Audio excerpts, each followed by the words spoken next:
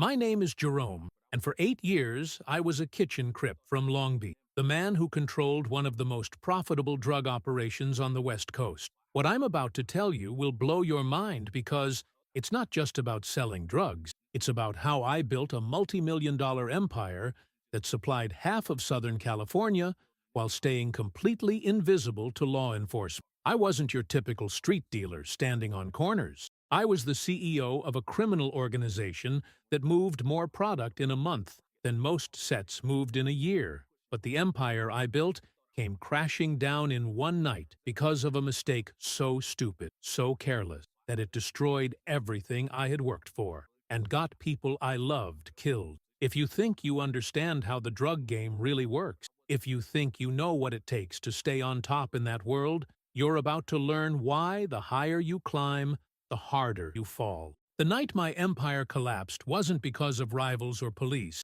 It was because I trusted the wrong person with the wrong information. What happened next changed the entire drug landscape in Long Beach forever. Before we go deeper, let me be absolutely clear about why I'm sharing this story. I'm not here to glorify drug dealing or make it sound glamorous. I'm here to warn you about the real cost of that life and show you how quickly everything can disappear when you're living outside the law. For 8 years, I controlled drug operations for the Kitchen Crip set in Long Beach, California. We moved everything from crack cocaine to heroin to methamphetamine, generating millions of dollars in revenue and supplying dealers across Los Angeles County. I thought I was a businessman, an entrepreneur who just happened to be operating in an illegal market. I was wrong about everything. I wasn't a businessman.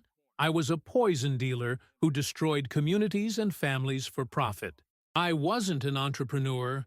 I was a criminal who exploited addiction and desperation for personal gain. I wasn't building an empire.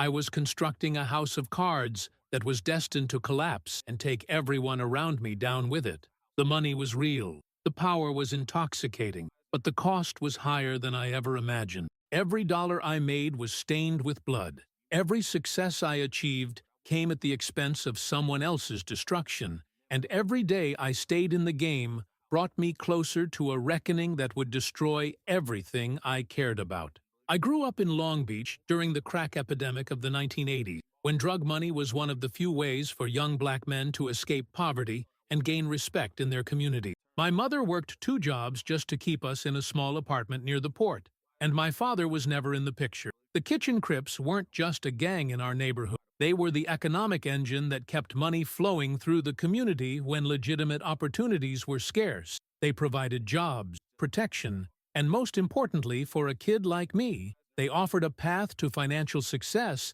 that didn't require a college education or connections to the legitimate business world. I joined when I was 16, started as a lookout for drug operations, and quickly showed an aptitude for the business side of things. While other young members were focused on violence and territorial disputes, I was studying the economics of drug distribution, learning about supply chains, profit margins, and market dynamics. The older members noticed my business acumen and began giving me more responsibility in their operation. By the time I was 20, I was managing multiple drug corners and generating more revenue than soldiers twice my age. I thought I had found my calling, my path to success and respect. I had no idea I was walking into a trap that would consume the next 8 years of my life. The Kitchen Crips had a unique position in the Long Beach drug market that gave us advantages over other sets. Our territory included several key areas near the port, which gave us access to international drug shipments before they were distributed to other parts of the city. We also had connections to Mexican cartels through family members who had immigrated from Tijuana and maintained relationships with suppliers across the border. This combination of geographic advantage and supply chain connections allowed us to offer higher quality products at lower prices than our competitors. But what really set us apart was our approach to business. While other sets were focused on territorial wars and street-level violence, we were focused on efficiency, customer service, and market expansion. I convinced the older members to invest in better packaging, more reliable distribution networks, and customer loyalty programs that kept buyers coming back. We treated drug dealing like a legitimate business, complete with quality control, inventory management, and strategic planning. The approach worked better than anyone expected, and within 2 years of implementing these changes, our revenue had tripled, and our market share had expanded throughout Long Beach and into neighboring cities. My rise to the top of the kitchen CRIP drug operation was faster than anyone expected, including myself. By age 22, I was essentially running the entire business, making decisions about suppliers, distribution routes, pricing strategies, and territorial expansion. The older OGs recognized that I had skills they didn't possess. I could analyze market trends, negotiate with suppliers, manage complex logistics, and most importantly, I could stay invisible to law enforcement while generating massive profit. They gave me more autonomy than any young member had ever received, allowing me to restructure the entire operation according to business principles rather than traditional gang hierarchy. I implemented cell structures that isolated different parts of the operation from each other, created multiple layers of management that protected the leadership from direct involvement in street-level activities, and established financial systems that made it difficult for law enforcement to trace money back to its source. The transformation was remarkable. We went from a traditional street gang that sold drugs to supplement other criminal activities to a sophisticated criminal organization that happened to be affiliated with a gang. The money started flowing in amounts that I had never imagined possible, and with it came power, respect, and the illusion that I was untouchable. The daily operations of a multi-million-dollar drug business are more complex than most people realize. Every morning, I would review sales figures from the previous day, analyze inventory levels, and make decisions about restocking, pricing adjustments, and market expansion. I managed a network of over 50 people, from street-level dealers to mid-level distributors to suppliers who brought product in from Mexico and other states. Each person in the organization had specific responsibilities, reporting structures, and compensation packages that were designed to maximize efficiency while minimizing risk. We used encrypted communication systems, coded language, and sophisticated counter-surveillance techniques to avoid law enforcement detection. Money laundering was a constant challenge. We had to find ways to convert hundreds of thousands of dollars in cash into legitimate assets without triggering banking regulation or IRS investigations. I invested in legitimate businesses, real estate, and other assets that could serve as fronts for our operations while generating additional income. The complexity of managing all these moving parts was exhausting, but also exhilarating. I felt like I was running a Fortune 500 company, just one that happened to be completely illegal. The psychological toll of running a major drug operation is something that no one prepares you for. The constant stress of avoiding law enforcement, managing violent competitors, and dealing with unreliable suppliers and customers creates a level of paranoia and anxiety that affects every aspect of your life. I couldn't trust anyone completely, couldn't relax anywhere, couldn't make any decisions without considering the potential consequences for the entire organization. Sleep became impossible. I was always worried about raids, robberies, betrayals, or market disruptions that could destroy everything I had built. The money was incredible, but it came with a price that went far beyond the legal risk. I started using my own product to cope with the stress, which created additional problems and clouded my judgment at critical moments. Relationships became impossible because I couldn't be honest about what I did for a living, and the few people who knew the truth were either part of the organization or potential threats to its security. I was living in a golden prison, surrounded by wealth and power, but completely isolated from normal human connection. The success I had achieved felt hollow because I couldn't share it with anyone who wasn't also involved in the criminal world. The violence that came with controlling a major drug operation was constant and unpredictable. Rival sets wanted to take over our territory. Suppliers sometimes tried to cheat us. Customers occasionally tried to rob our dealers. And law enforcement was always looking for ways to pressure our organization. I had to make decisions about when to use violence, how much force was appropriate, and who should be targeted for retaliation. These weren't abstract strategic decisions. They were choices about whether people lived or died, whether families were destroyed, whether communities were terrorized. I tried to minimize violence whenever possible because it was bad for business, but sometimes it was unavoidable. The guilt over the people who were hurt or killed because of my decisions was overwhelming, but I couldn't show weakness or remorse without undermining my authority within the organization. I had to project strength and ruthlessness even when my conscience was screaming that what I was doing was wrong. The cognitive dissonance was devastating. I knew I was destroying communities and families, but I was also providing for my own family and creating opportunities for young people who had no other option. The moral complexity of the situation made it impossible to see myself as either purely good or purely evil, which made it easier to rationalize continuing in the business even as the body count mounted.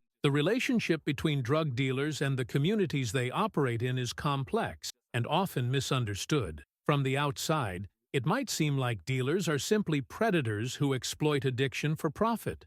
But the reality is more complicated. In communities where legitimate economic opportunities are scarce, drug dealing often provides jobs, income, and economic stability that wouldn't exist otherwise. I employed dozens of people who used the money to support their families, pay for their children's education, and improve their living conditions. We also provided protection for the neighborhood, settling disputes and preventing other criminal organizations from operating in our territory. But we were also contributing to addiction, violence, and social dysfunction that made the community less safe and less stable overall. The contradiction was impossible to resolve. We were simultaneously helping and harming the same people, providing opportunities while creating problems, building wealth while destroying lives. I tried to minimize the harm by refusing to sell to pregnant women or children, by providing support for dealers who wanted to get out of the business, and by investing some of our profits in community programs.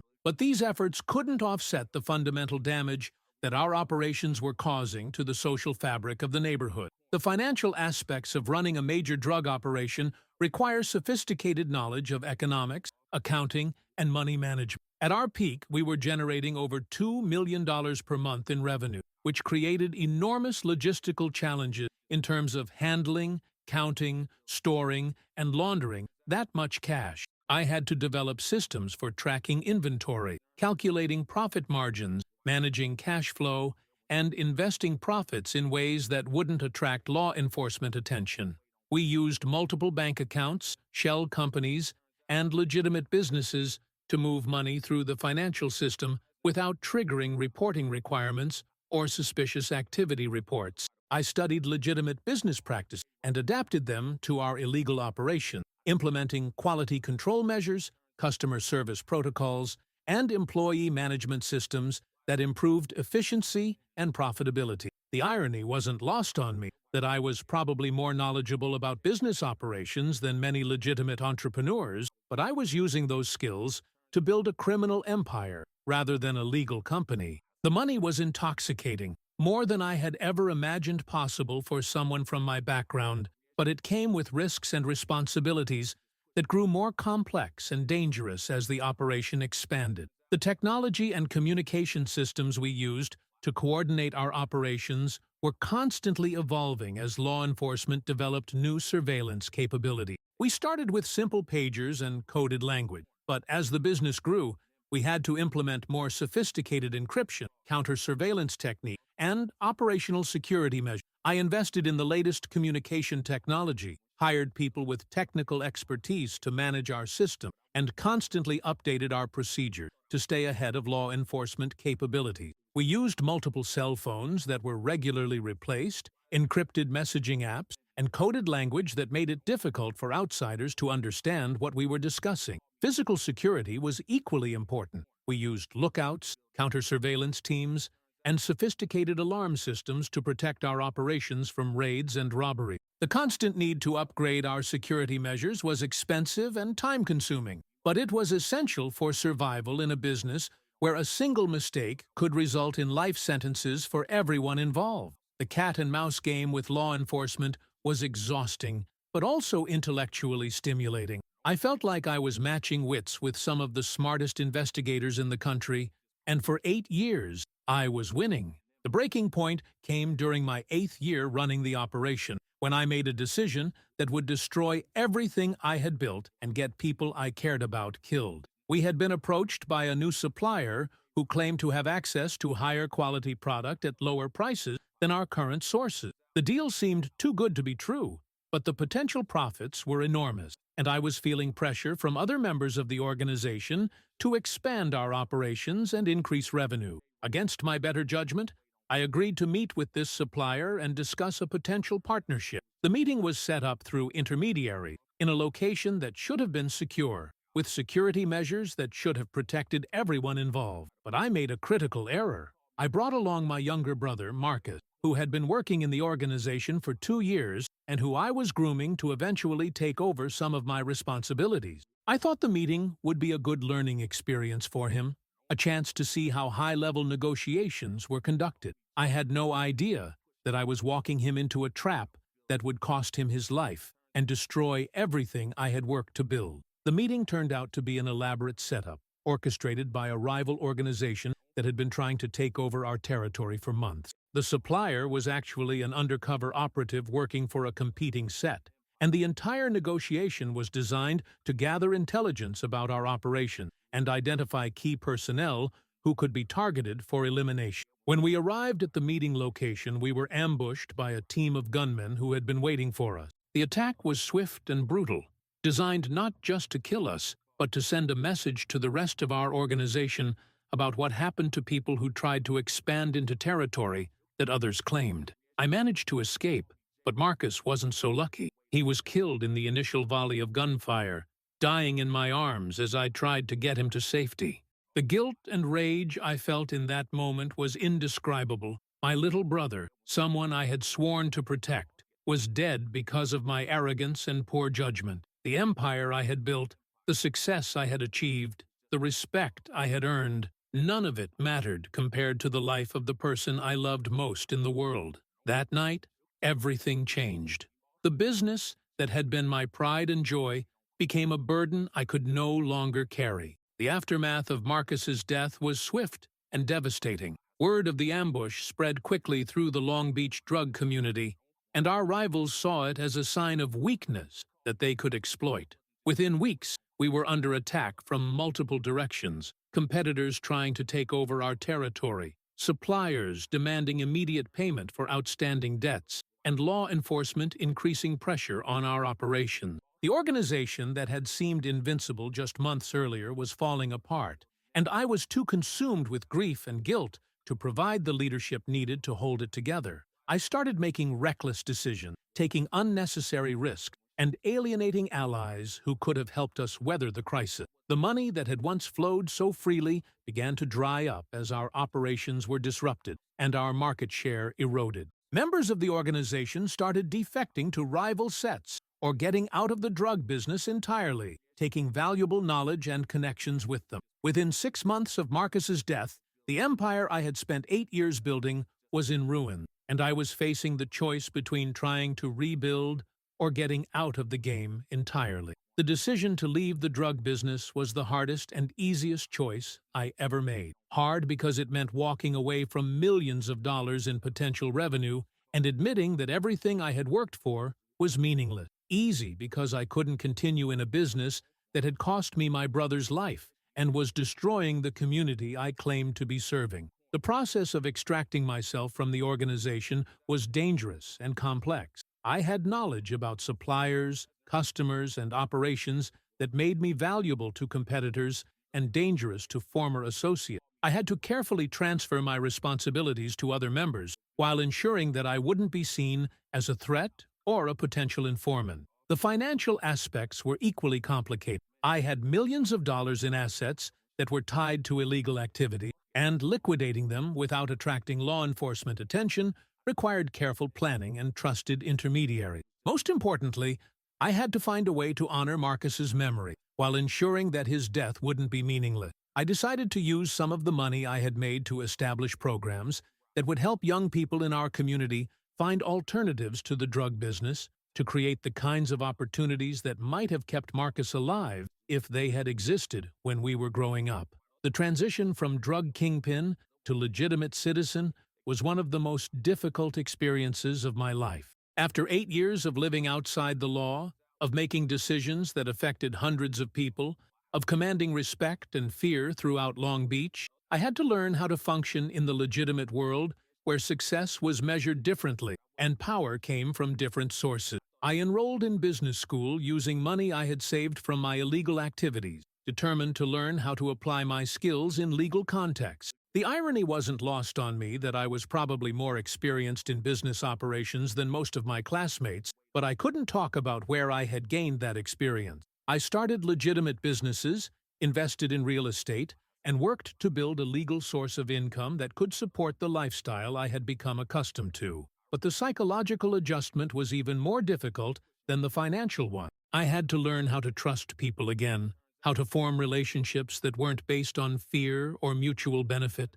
how to find meaning and purpose in activities that didn't involve life or death decisions. The guilt over Marcus's death and the damage I had caused to my community was overwhelming, and I struggled with depression and substance abuse as I tried to build a new identity. The work I do now focuses on helping young people understand the reality of the drug business before they get too deep to escape. I speak at schools, community centers, and juvenile detention facilities about my experience running a major drug operation, about the money and power that seems so attractive, and about the real costs that aren't visible from the outside. I tell them about the 8 years I spent building an empire that collapsed in one night, about the brother I lost because of my arrogance and poor judgment, about the communities and families that were destroyed by the poison I helped distribute. The message is always the same. The drug business is not a path to success. It's a trap that destroys everything you care about,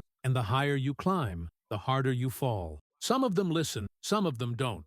But I keep telling the story because I know that if it prevents even one young person from making the same mistakes I made, if it saves even one family from the kind of loss I experienced, then all the pain and risk of sharing my story will have been worth it. The work is dangerous because it requires me to maintain some connection to the drug world, but it's also the most meaningful thing I've ever done with my life. The impact of major drug operations on communities extends far beyond the immediate effects of addiction and violence. When I was running our operation, I thought I was providing economic opportunities and stability to a neighborhood that had been abandoned by legitimate businesses and government services. But I was actually contributing to a cycle of dysfunction that made it harder for legitimate businesses to operate, that increased crime and violence, that created an underground economy that competed with legal economic development. The money that flowed through our operation was significant, but it came with costs that weren't immediately visible. Increased law enforcement presence that made everyone in the community feel like criminals, violence that made families afraid to let their children play outside, addiction that destroyed the social fabric that held the neighborhood together. The legitimate businesses that might have provided stable, long-term employment were driven away by the reputation of the area, and the young people who might have pursued education or legitimate careers were drawn into the drug business because it offered faster and more visible rewards. The net effect was to trap the entire community in a cycle of poverty and dysfunction that was much harder to escape than the individual poverty that had originally driven people into the drug business. The relationship between major drug dealers and law enforcement is more complex than most people realize. While we were obviously on opposite sides of the law, there was also a strange kind of mutual respect between the investigators who were trying to catch us and the criminals who were trying to avoid them.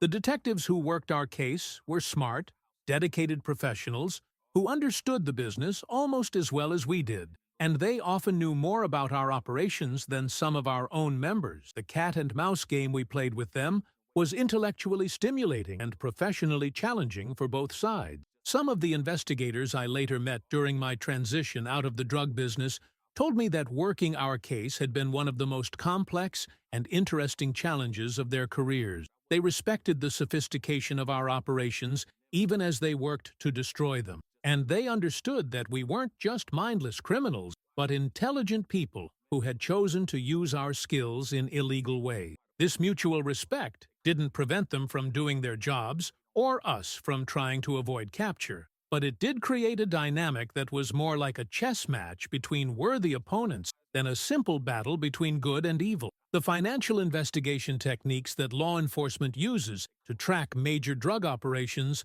are incredibly sophisticated and constantly evolving. During my 8 years in the business, I watched as investigators developed new methods for tracing money, identifying assets, and connecting financial transactions to criminal activities. They used everything from traditional banking records to cryptocurrency transactions to social media posts to build cases against drug organizations. The challenge for criminals is that every financial transaction leaves a trail, and modern technology makes it increasingly difficult to move large amounts of money without creating evidence that can be used in court.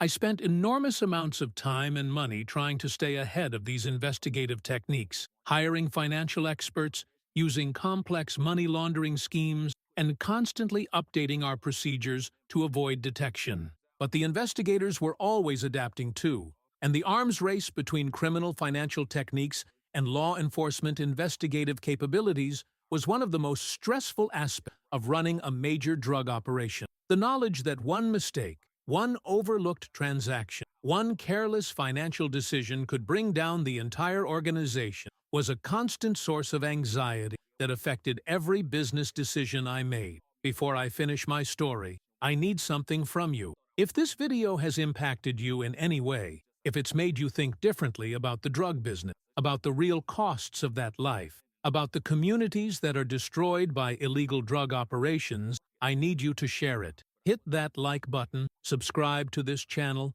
and most importantly, share this video with someone who needs to hear it. Maybe it's a young person in your family who's attracted to the money and power that drug dealing seems to offer. Maybe it's a parent who's trying to understand what their child might be getting involved in. Maybe it's a community leader who's looking for ways to address drug-related violence and economic dysfunction. Your share could save someone from making the same mistakes I made. Your comment could reach someone who's currently involved in the drug business and looking for a way out. Your engagement helps this message reach more people who need to understand that the money and power that drug dealing promises come at a cost that's higher than anyone can afford to pay. I also want to hear from you in the comments.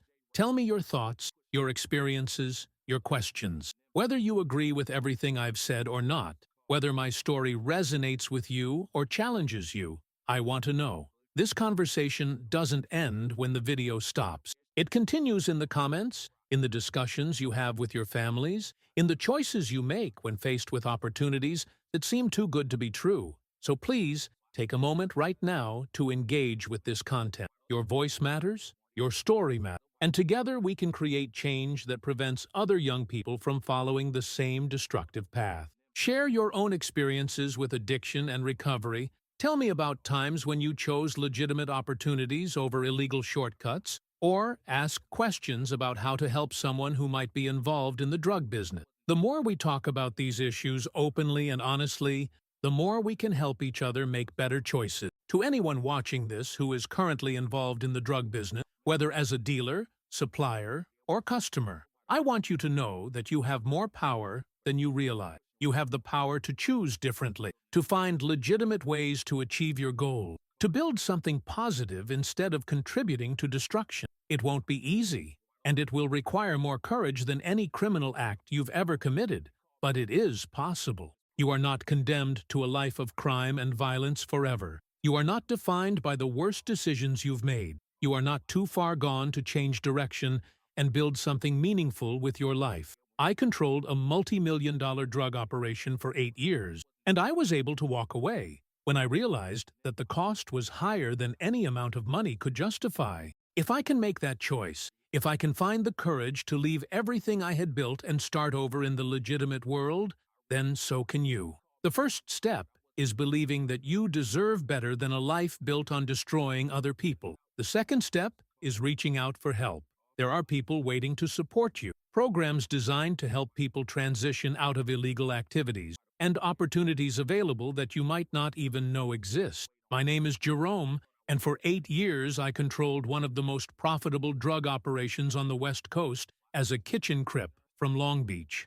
Today, I choose to be known as someone who walked away from that life, who chose family over money, who believes in the power of redemption and second chances. This is my story, my confession, and my warning. The drug business is not a path to success. It's a trap that destroys everything you care about. The money is real, but it comes at a cost that's higher than anyone can afford to pay. The power is intoxicating, but it's built on a foundation of violence and exploitation that will eventually collapse. But there is hope, there are alternatives, and there is help available for anyone brave enough to choose a different path. If this video has impacted you, please don't just watch and move on. Like this video, subscribe to this channel, and share it with someone who needs to hear this message. Leave a comment telling me your thoughts, your story, or your questions. Your engagement helps this message reach more people, and your voice adds to the conversation that can save lives. Remember, every choice you make matters. Every dollar you earn or spend shapes your community, and every person has the power to choose construction over destruction. Thank you for listening, thank you for caring, and thank you for being part of the solution. Stay strong, choose legitimate success, and never let easy money destroy what you love.